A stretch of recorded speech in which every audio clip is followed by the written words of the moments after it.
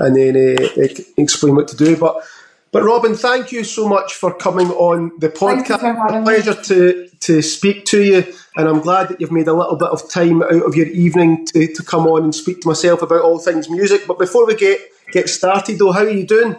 I'm good. I just finished work not long ago, so I was rushing home to do a makeup and get ready. Yeah.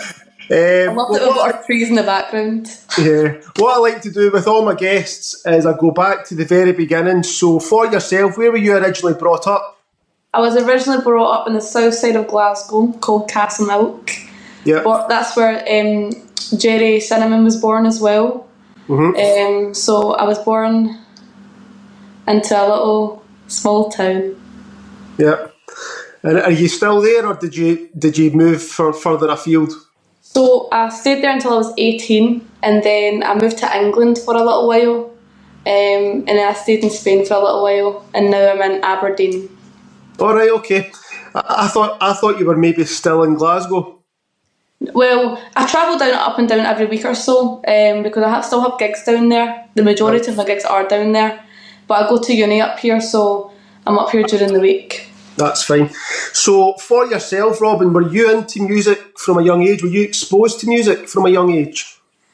Since I was born, but actually since I was in my mum's tummy, because I remember she used to tell me that every time, the Black Eyed Peas, Where Is the Love came on, yeah, she says I used to kick her stomach. And it's funny because I used to sing with a boy, and we used to cover the Black Eyed Peas, Where Is the Love, which was just really weird. I just love the song. Was it your mum? Was it just like the sort of pop music? Was that kind of what she was into? Well, my granddad, so my mum's dad, yeah, he likes everything from glam rock to heavy metal to punk to everything. And I remember when I was younger, CDs came out. Yeah. And my granddad was like, I'm never getting a CD. I'm never getting a CD player. He's like, I'm keeping my records or my tapes. And now that Spotify's out and streaming services are out, he's just got loads of CDs. He's got vinyls full of on his wall, just full wall full of them. And my granddad really got me into the Kiss, the ones that wear all the makeup. Yeah. The Kiss are one of my favourite bands ever. I've seen them live 5 or 6 times now. Right, okay. It's pretty cool. So, obviously, you were getting exposed to music through your family when you were younger, but do you remember what age were you then when you discovered your own musical taste, something for yourself that you actually enjoy? Who were some of the bands that you started to discover for yourself? So when I was about 12 or 13, I really liked singing ballad songs. Bearing in mind though, I used to shout when I used to sing, because I just started learning, how to sing. I never really found my voice till I was about 15, 16. But I used to love singing ballads, so I really liked, Celine Dion or Etta James, really soulful singers. That's what I wanted my voice, to be like. I loved soul music. My style is not soul now, however. I do still like ballads and slow songs, but I'm more I keep my range quite broadened so that everyone has, a bit of what they like. Yeah. So my style is indie alternative country pop. That's what I try and stick to. But even at that, see, in a few years' time, I'm going to change again. I'm never going to stick to the same thing. It's interesting what you said there, that it took you a while to find your own voice. So probably like most people, when they first start, whether it be singing, whether it be playing the guitar or that, you're copying the people that you're influenced by. How long do you reckon it took you to...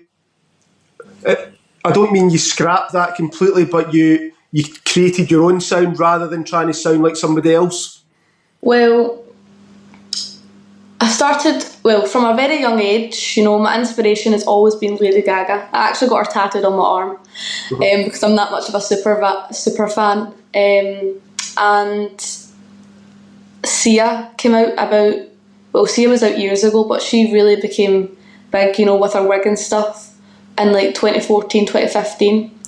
And when I started singing 2016, I remember, you know, she used to do this thing with her voice, and I was like, let me just try that. And then I was like, I love it, I love it, I love it. And then as I look back at videos, I'm like, I sound awful doing that. I sound so bad. But I always knew, I was like, I want to be like Lady Gaga. I want to jump about the stage, you know, sing, dance, have loads of dancers, you know, be a pop star. And obviously I take my inspiration as well because I like fashion. That's what I study at uni. And Lady Gaga, you know, she's into her fashion. A lot of these artists, like Prince and stuff, I like Prince.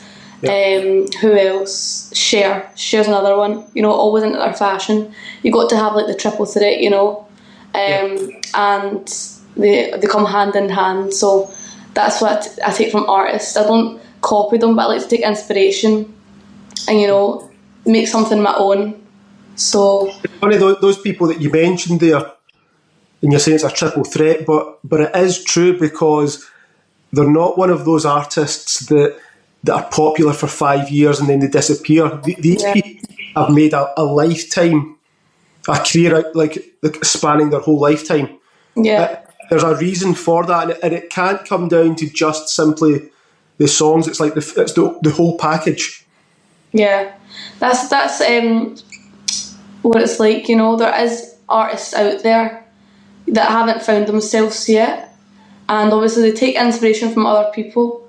And you know, I've never copied someone, but I do like to take inspiration. But see, when you finally find yourself, you know, you feel so like I am me, I am she is me, you know. And see, being able to, you know, do gigs or do anything that you love and being yourself, it's like the same as, like, you know, when you sing cover songs. Cover songs, you're like, oh, I love the crowd singing it back to me. But see, when you then write your own song and then people start singing it back to you, it's just like that feeling of like, you know, I've made it. Yeah. Give me a wee laugh then, Robin. Do you remember what was the first professional concert that you ever attended? My very first, I was 6 years old and my mum snuck me in to see Rihanna. Right, where was that at? At the SECC. Right, okay. It was actually really funny, right, because I snuck in. I was supposed to, obviously, I think when you are young, you're allowed to be on the seating area. Yeah. But my mum snuck me into the standing. Yeah. And I was at the very front barrier. And I was tiny at 6 years old. I'm still tiny, I'm 5 feet nothing. And I remember mum was like, wave to Rihanna. She was on a big pink tank. This is when our first album came out, Rated R. I've still got that album on CD and I still play it. I love it so much. Yeah. And I think she was singing The Wait Is Over, and she was on a big pink tank. She had like one of them war hats on, you know. And I'm like, I'm waving to Rihanna, waving to her. I still remember it to this day. And then the lights went down. She obviously went to change her outfit, and 2 people came out with like wristbands and flash torches. We didn't see the wristbands at first. And then the flash torches, and my mum says to me, like, years later, she thought that somebody had fainted and they were getting carried over the crowd. She thought, oh, here we go again. And it was Rihanna security. She came over and gave me and my mum 2 pink wristbands to go into the VIP section. All right, and she flung a drumstick at me. Yeah. But I was too scared to catch it. Yeah. It's funny you say that, because I think back to like the first concert I attended. Me and my friend went to Newcastle Arena in 1996 to see Metallica play. Mm-hmm. And it was similar. We only had seating tickets, so, you know, the bit that goes around. And we got to the seats and we're sitting there thinking, that standing bit next to the stage looks so much better than these seats that are far back. So being like 15, 16 years old, we jumped the barrier into the standing bit, elbowed our way to the front. We ended up on the front barrier, and it was the same sort of thing. It just blew my mind. People that I've got posters of these guys on my wall, and now they're just standing right in front of me, like playing the songs. It stays in your mind. So I think the next person I went to see was Jessie J, when Jessie J was at the height of her fame. Yep. And then I actually seen Lady Gaga twice. I was very, very fortunate. And the second time I seen her, I I was standing. I got standing tickets. I was 10 years old, and I wasn't allowed to be on the floor either. But unluckily, we had to get moved, and they moved us to like the disabled part, so we were still quite low near the floor. And actually, Lady Gaga had a big like octopus stage, and it had like, 8 different parts on it, and one came right over to the the disabled area, and she came over and she was literally like arm distance away from me. It was like so good, and then I was on the big screen as well. I was loving life. I was actually dressed up as her, like in her paparazzi video, and I had my little teacup and my little like Mickey Mouse glasses and my little blonde wig on. It's funny though, because it doesn't matter how many times I go to gigs. Like I've been going to gigs now for, well, start to show my age, like 25 years or something like that, and I still love it. It's still just, there's just the atmosphere. I mean, I've played a million gigs myself, albeit not to that level, but I've attended so many professional gigs, different artists and bands, and I still just love it. See the minute the lights go down and the music starts, and it's just something I don't personally. I don't get it. See when someone doesn't like music, as in music for them is just as background noise. That blows my mind because it's so important to myself. Yeah. Even when I'm studying, I can't listen to music like with lyrics in it when I study, because I'll listen to the music more than I study.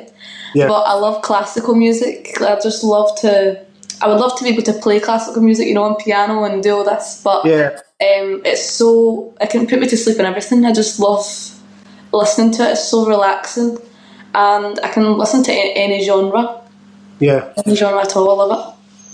So I was looking on your social media earlier, like Facebook, Instagram, YouTube, all those sort of things. So I know that you play the guitar and you sing. Which one did you learn to do first? Well, singing. I was singing from the age of... Well, my mum uploaded videos to me on YouTube. There's one I was singing when I was 4, singing Mama, by Lena Zavarone. Yeah.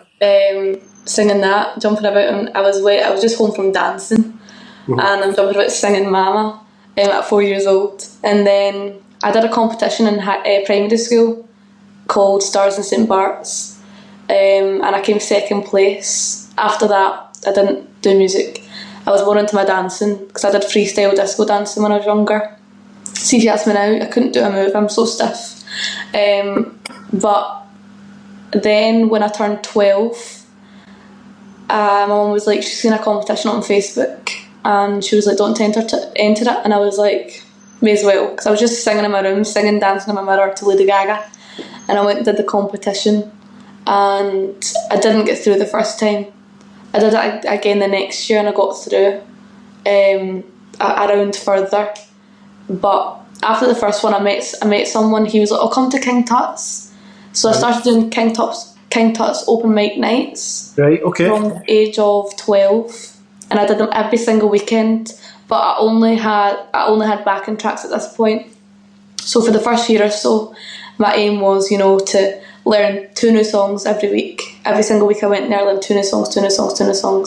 And then there was another one called The Amethyst in Govan that we did as well. So that was a Thursday and a Saturday, and then King Tut's was on the Sunday. Right. And then from there, the crowds were so good. It was such a good little place, just to gain confidence and, open your horizons to new music as well. Because before I went to King Tut's, obviously I loved music, so I knew a lot of songs, but I did not know Wagon Wheel, Rock Me, Mama Like It.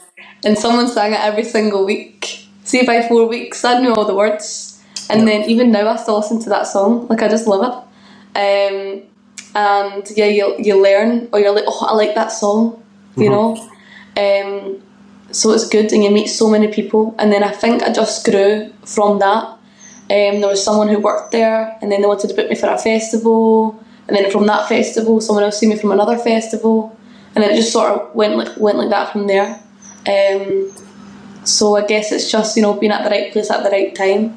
Singing's a funny one, because half of singing, I believe, is confidence. And you can practice all day long singing. Yeah. And you can learn to understand what your range is, and when you sing the songs over and over and over, you'll know yourself. There'll be songs you sing now that you're better singing them now than you when you started doing it 3 years ago, because you get used to the song. You know how to control your voice, when you need to belt it out, when you need to pull it. But you can't teach confidence. Confidence is one of those things you learn along the way, and the only way to do it is just to get out there and do it. But it does hold some people back, because you could be technically gifted as a singer. If you don't have confidence, it's not going to work. I would rather have half the technical ability, but the other half be confidence, rather than have no confidence. Yeah. I feel like one thing I wouldn't be very far is without confidence. But sometimes there's a difference between confidence and arrogance, and you see a lot of people that is arrogant, and people do get places if they're arrogant, but you won't get very far, because if you kick people on the way up, then they'll just kick you on the way back down. But I always say, actually, when you says that, as well, people can't teach creativity. If you're not creative, nobody can teach it. That's the thing. Like, I wanted to study music, but then I was like, nah, I'm not doing that. And then I went to study fashion, and even at that, I'm like, I do love fashion, but my course is, you can't teach creativity. You've either got it or not, haven't you? Yeah. And so you obviously you play the guitar, which came after the singing. Yeah. Out of the two, which one would you say you're more confident doing, playing the guitar or singing? Singing. I'm more confident at singing. But see now, I just bluff my way. Obviously, I rehearse, so anything that I'm performing, which is majority obviously originals, obviously I rehearse it before I do any gig. But when I was younger, and I would do cover songs, and sometimes I remember I used a harmonica at one point, and then I had a loop pedal. Harmonica was quite easy to pick up, but see the loop pedal, oh my god, don't get me started. I was having panic attacks even thinking about it. Every time I went on stage, I was like, I'm going to mess up. And then if I messed up, I'd come off and I'd cry. I'd be so upset. And then I remember, do you know where the stress came from? My exams in school, because I did guitar, and I wanted to just do strumming, and my exams, and they're like, no, you're going to do finger picking. And finger picking was the worst thing, ever. I couldn't do it at all. And obviously, I did advanced higher music, so for 3 years long, I was sitting finger picking every song that I done in school. And now I would say I'm a bit better at it. I'm not really that confident at it. I have one song that I finger pick in, one of my original songs called Good Die Young. Yep. And because I've rehearsed it, obviously, I know what I'm doing, I'm fine with it. But see if you give me another song to come and finger pick, I'm not doing it, because my fingers will start tangling themselves. Yeah. So see, when you're performing on stage, so I play gigs as well, and if I'm playing the guitar and singing, I would say that the guitar is completely automatic for me. I don't need to think where I'm putting my fingers.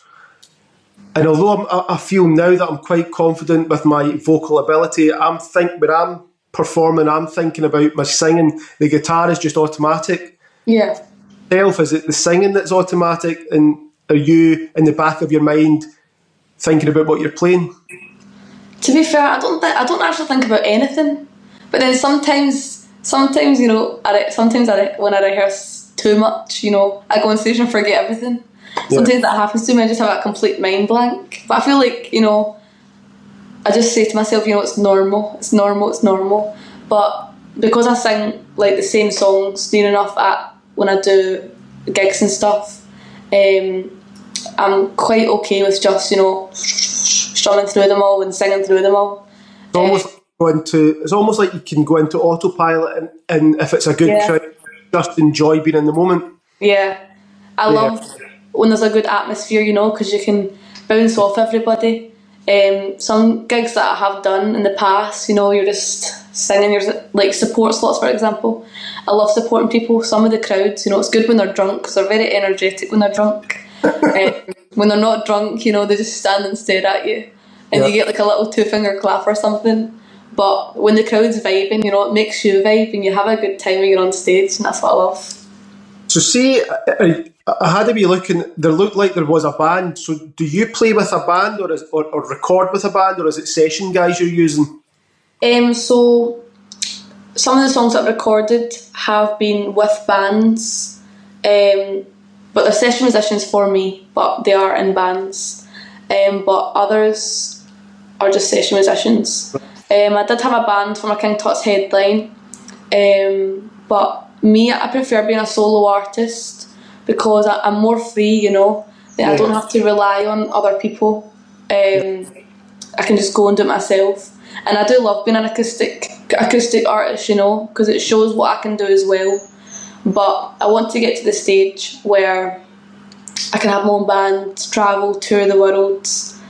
But yeah, because that's the thing. See, one day when I do have a band and I do want to travel the world, I want to play acoustic again. So I just take as much time as I can to, be on my own, learn and grow. And then when I get to that stage, So Robin, what is your, I don't even know if you have one, but what is your songwriting process? How do you go about writing a song? Well, recently I've been a bit different actually, because I'm working and I'm at uni so much. It's just been chaos, and sometimes I'm walking along the street and just whatever beat that my feet is making when I'm walking, how fast I'm walking, sometimes just words will come into my head and I'll just sing it into a voice note, and then I'll go home and I'll try to figure chords out. If I don't know, then I'll just leave it and come back to it another day. But I tend to usually get chords first before I get lyrics. It's always the chorus that comes first as well, the catchy part, and then I work around the chorus. But when I work on piano, it's always sad songs that come out when I work on the piano. I don't know why, it just happens. And the chords always come first, and then a tear will fall on the page, and then lyrics will just, fall out. But I'm not sad or anything, it just happens. It's funny you say that. I'm probably similar.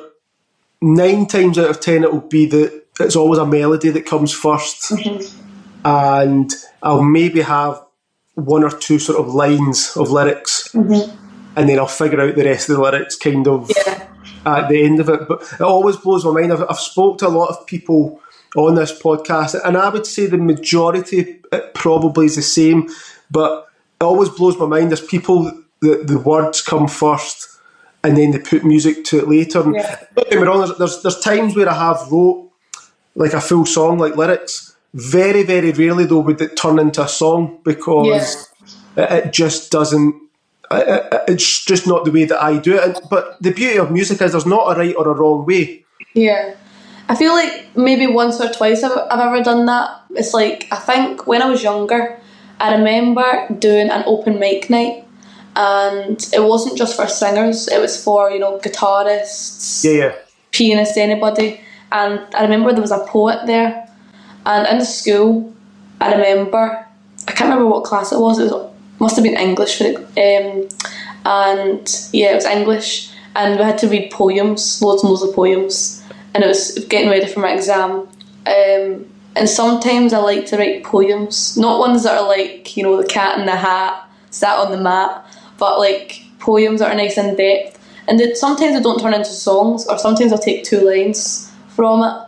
But it's just nice, to write some stories down to get out. If you don't want to use it in a song, then you don't need to use it. But when it's in your head, just put it on paper. So if I was to sit and listen to one of your songs, but just take the lyrics, nothing else, would it be very obvious what you were singing about, or is it a bit more vague? Or is it based on something that it would be very obvious to me what you're actually singing about? Well, some of my songs that I've actually not released are more in depth. So I have songs, that, to be fair, the majority of them are about a breakup. I'm not even went through a breakup, but I talk in third person, I just look at other people's relationships, and then I'm like, okay, I'll write a song about that.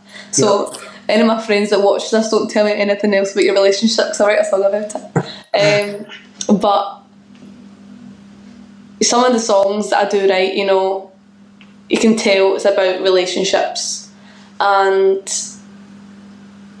but I have songs, you know, that you can think a bit more into it. So I'm trying to think what song.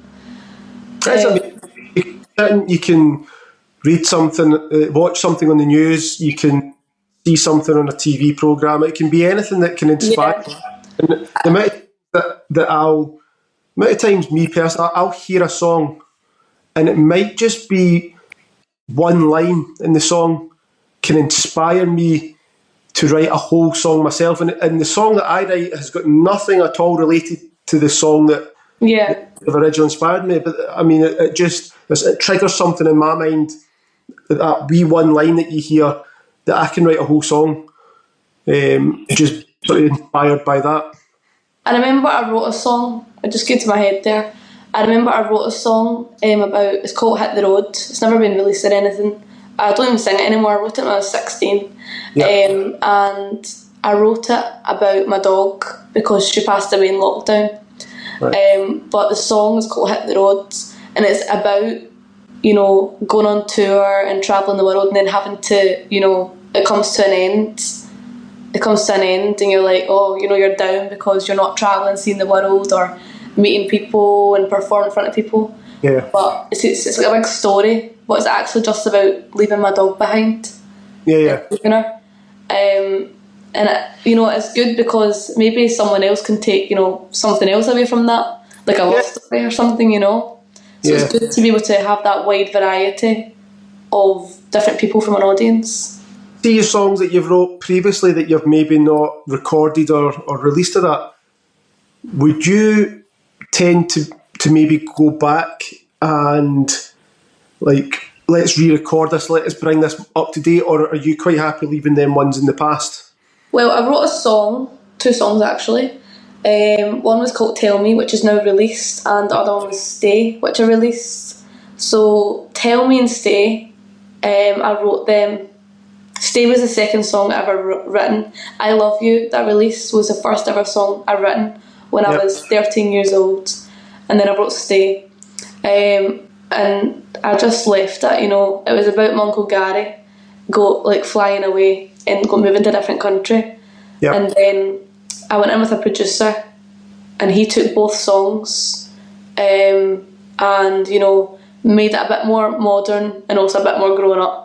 And changed a few words, and we discussed, and I was like, no, I don't like that. Okay, yeah, I like that. No, I don't like that. And then we sort of stripped it all back, looked at all the words and the lines, and we're like, no, we're not having that. And then completely rewrote the song. We changed the melody in some parts as well, and it sounded like a completely different song. If you hear the original version, you won't even like recognise it come from to the new version. Yeah, sometimes as well, what I find is you've got to live with a song for a wee while. So even this year for myself, you know, over the last 10 years or so, me and my friend, we write and record in a band, and we've done 3 albums worth, and there's 8 songs in each album.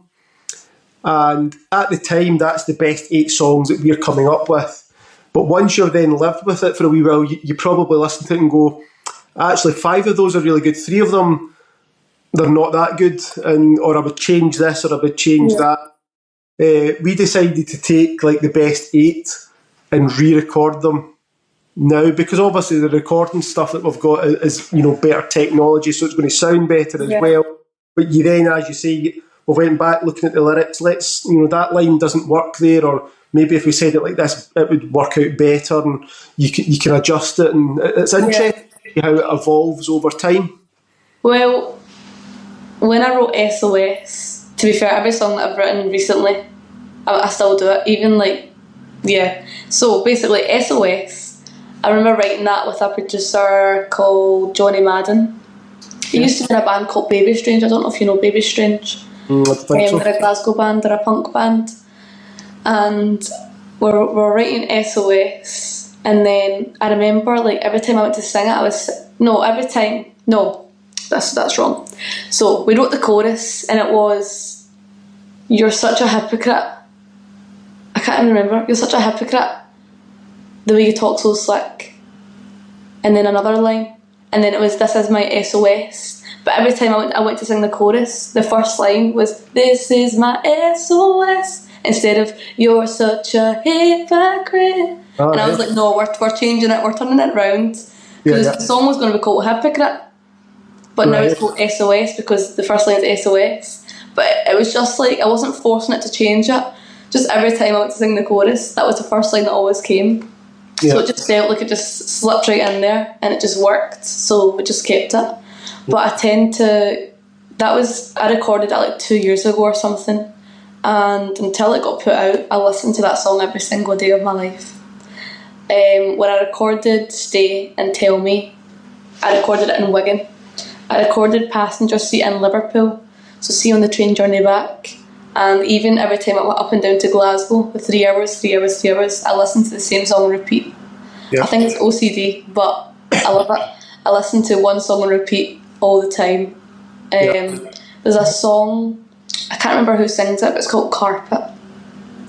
And the way she tells a story in the song, it actually makes me cry. It's always about a breakup, you know. And I've never been through a breakup before, but I can feel their pain through their songwriting, you know. And I just like cry listening to this song, and I've got it on repeat every single day, and I have done. It was actually the top song on my Spotify Wrapped. I think it said I listened to it like 4,700 times or something this year, because I listened to it that much. And next year there'll be a new song that I'll find that I'll listen to on repeat. But then whoever's wrote that, they've obviously done their job well if it's connecting with a complete stranger. Yeah. So give me a wee laugh then. So we're talking about writing and recording, and obviously you do your lots of performing live. If you had to pick for the rest of your life, you can only write and record, or you can only perform live, which one would you pick? It's quite difficult because I love performing live, but royalties are good, you know. Kidding. I like, if I was never to be a performer, I would be a recording artist, because when I go into the studio, I hate leaving. You know, you're in the studio for 10 hours and you need to leave. I would rather just stay in the studio, sleep there, wake up the next morning and do the same thing again. Like, I want to live in the studio. I want to move out of this flat, get another flat, and get another bedroom so I can just set up my own recording studio, have my own space where I can be in there every single day, record. Because then you don't need to rely on other people to do it for you, you know, waiting, 2 weeks to get booked into the studio to just record a demo, you know. I want to be able to do it myself, send it. So I would definitely be a recording artist because I love living in the studio. What is your recording process as well? So do you layer everything? Do you record it bit by bit, or do you do like a live sort of take and then build it from there? So some of the songs I've recorded, so they've been demos already, but the demos are really good. So what I'll go in and I'll do is they'll just start layering the track over the demo, all the stuff, and then once all the instruments are there, they'll take away the track and I'll sing over it. Or sometimes it'll be like a live track, so I'll go in, play my guitar, they'll find the beat, and then I'll sing, and then they'll take my voice away and start layering the track over the guitar, and then they'll take everything away that was just in a little live bit, and then I'll go in with my vocals. Or sometimes when we go in to write a new song and we just go in and straight record it, no demo, no nothing, we'll go in and start from scratch. And that's the thing, that's when you'll be there for 10 days, you're there for 5-6 hours, and then you're like, oh, but the song's not finished, then I want to stay longer. And then you go home, oh, I thought of this idea, I wish I thought of that when I was there. Sounds to me like you definitely need to put effort into getting your own little home studio. When I was a teenager at school, I had, I think, all of South Lanarkshire, I don't know what Lanarkshire part it is, but we all had school iPads, and I had GarageBand. I could record my own demos in GarageBand, but I never had a microphone or anything. I just had not AirPods went out at the time, but I had earphones with the little microphone part. I would plug it into my iPad, I would put the microphone inside the hole in my guitar, I would record, and then when I would sing I'd hold the microphone to me, and I would have obviously only one ear in, and I mean, now the demos sound absolute rubbish, but see, at the time, being 15, and I'm like that, turning the gain up and turning this up, and I'd be at it for hours. And my mum would be like, dinner's ready, and I'd come in with my iPad still fiddling about with it. It's funny you say that, because it was exactly the same for myself. I'm assuming I'm a lot older than yourself, but see, back in like the 90s, I can remember getting a Tascam 4-track, so it was like cassette tape. Yeah. Had obviously 4 channels on it, and it just blew my mind. So you could plug your guitar into the first track, and you could like record a guitar part, and then you could record a bass onto the next bit, and then some lead guitar, and then you could bounce it all 3 tracks onto one track to then free up the other 3 tracks to kind of keep creating. And so it sounds terrible now, like getting like your keyboard out and getting like the drums just so you can have some sort of beat in the background. But it was great fun, and it was just a way of like being creative when you were younger. I mean, it probably sounds rotten, but you know, it's everybody starts somewhere. Yeah, exactly. And I have a little I think it's somewhere in here, but I have a little mini keyboard thing. It's got some beat pads on it and stuff. Yeah. But I've never seemed to be able to work it. I feel like even though I'm young, I feel like technology is not for me. Yeah. I prefer, see when I go into studios now, they just do everything on the computer. I just look at it and I'm like, don't even know what you're doing. See, what I love is, back in the day, the big massive desks, and you do everything live. So you turn, they press record, they record and everything, and they're putting on the reverb and the delay at the right times, live, everything live. That's what I love. I mean, I do like to mess up a lot, so when I'm recording, I'm always messing up. So they would be going through a lot of the tapes, you know what I mean? Yeah. I love it. I love doing things like that. So we're obviously like heading towards the end of the year. So what's your plans for next year? My plans for next year is just to write. I'm hoping to start bringing out my second EP towards the end of the year. I mean, I just not long released my first EP, but I'm wanting to get the second one out because I just love releasing music. Yeah. Even though I love it to release music for other people, I love to release it for myself because it means I can stop singing it and listen to it, and I listen to this song. But I think in summertime, doing a lot of festivals. Obviously, they're only just starting to announce festivals now. Yeah. So I'm excited for that, and just get a lot of photo shoots done, I guess. Because I love photo shoots. I love buying new clothes. That's what I do in any free time I have. I'm online shopping. It's the full package, though. Yeah, I mean, you need the visual side of it. The artwork and everything that kind of goes along with it. I sometimes feel like if that part of it's ignored, it's like your project is half complete. The music is a big part of it, but I feel like you need all the other bits to bring the whole project together. And I feel like if you don't have them, the project's incomplete. Yeah, I feel like this is one thing as well that I really wish. People make this industry a competition when it's really not. It's all about helping each other on the way up, But I really wish, there's some people out there that I see, and they sing, amazing voice, probably one of the best voices I've ever heard, but they've just not got the full package, and they just look dressed normal, or they don't know where to start to get gigs because they're just a musician, That's the one thing I like to help people to do, Like if I ever learn fashion, become either a designer or a stylist for people to help people, find themselves. Oh, this will look good on you. This colour will look good on you. This, and like a brand new wardrobe sort of thing. Have you ever heard it's always in TikTok and stuff. It's like you should have 16 pieces of clothing in your wardrobe. Each top will go with each pair of jeans. Each pair of jeans will go with each jacket. That sort of thing, and.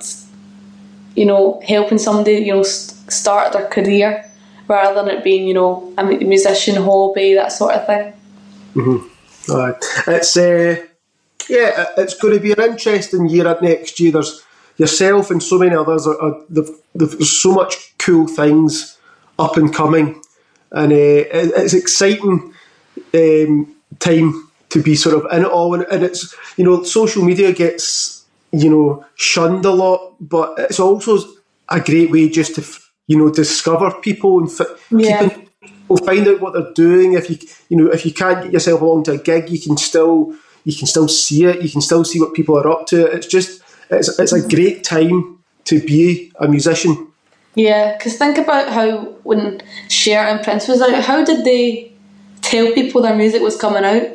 Because now we can just go, oh yeah, on Instagram, my music's out tomorrow at midnight. Yeah, I mean, I suppose the argument with the way the music business used to be run, I suppose, was that there was so much money in it that the record company would advertise you. I mean, they would probably give you a shot by giving you a chance, giving you maybe like a couple of records behind your sound, and in the process, they would get you out on the road on tour, supporting people. They would be advertising.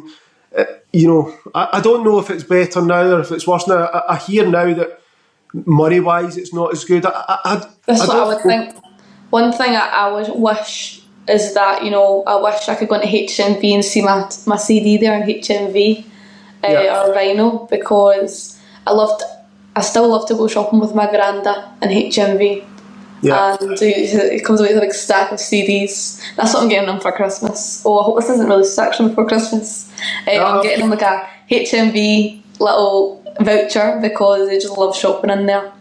And I love to go and just, new artist, this. To discover people. And you know how, like, when you go to vinyl sales, you're just sitting flicking through all the vinyls. Oh, I've never seen this one before, Oh, there's some classics in there. That's what I love. I love to see that. There's something really nice. See the artists that do take their time, the artwork for their album is just as important as the music. It's just as important as the order of the songs. It's the full package. And the cool thing about vinyl is there's some album covers out there that are just, they're like bits of art. They're great to look at. I can't wait to release a vinyl. I'm hoping my next EP will have a vinyl out. I've already got in my head like planned colours, what the vinyl's going to look like, what the disc is going to look like. I'm so excited. I've even been saying to my label, like, I want to be in the factory when it's getting made. I want to be taking part in that. That's cool. So Robin, we've obviously been extremely technical with our music chat, talking about recording, songwriting, performing live, all that good stuff. So we're going to end things on some fun questions. Okay. So imagine that you've got a time machine. Imagine you could go back in time, anywhere in the world, big, small gig. What is the one gig that you wish that you could have attended? One gig that I wish I could have attended. I'm going to say, to be fair, I've been to a lot of gigs, a lot of concerts even. Yeah.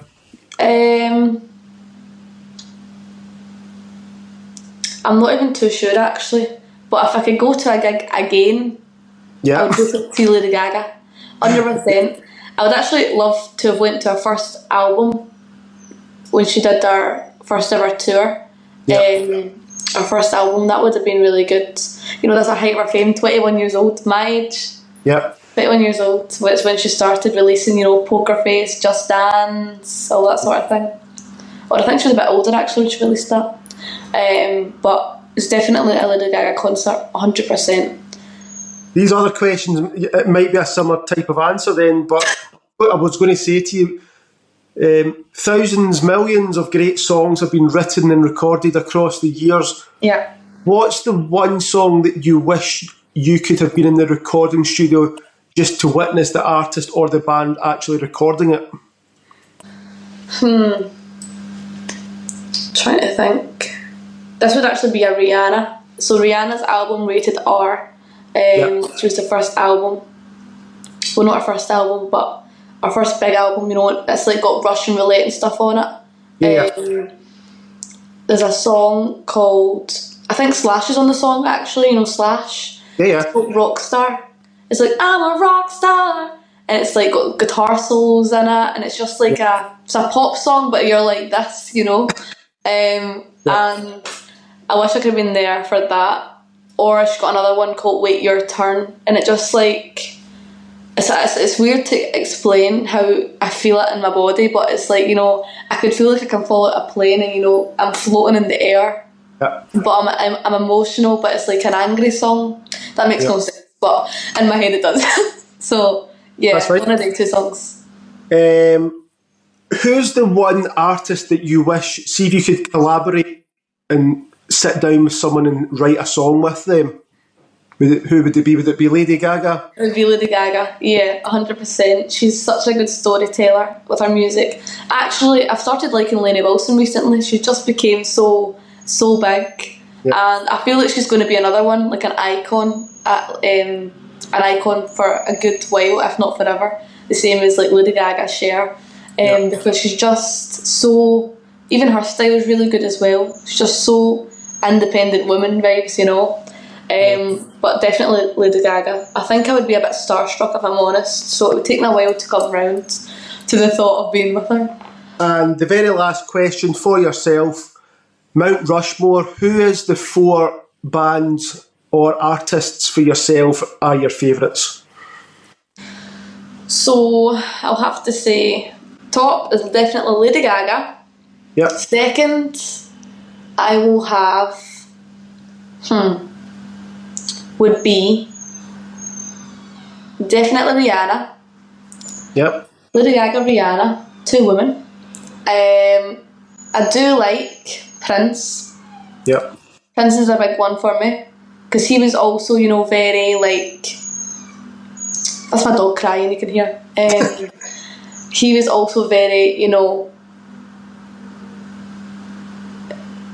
I've tried to find the word, very powerful, you know. No one walked over the top of him, you see. Not even record labels, nothing. Because I think he was signed to a label and then they say they were in charge of everything and then he came out and changed his name to Prince. Yeah. And he recorded his own music, every instrument he played, so that not one person got royalties from it. I think, is that why he changed the artist formerly known as Prince? He just changed his name to a symbol?